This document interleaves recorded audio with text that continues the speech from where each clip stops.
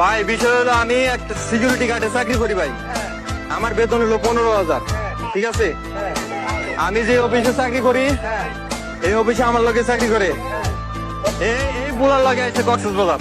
এইটার খবর আমার আরেক কলিগ আমার দিছে, দিয়ে বলতেছে ভাই ভাবি তো এর নিয়ে কক্সবাজার গেছে। আমি বললাম যে ভাই একটু তথ্য নিয়ে বলেন যে কোন হোটেলে আছে আর কোন জায়গায় আছে। কক্সবাজার এসে লেগা মন চাইছে ঘুরতেছি।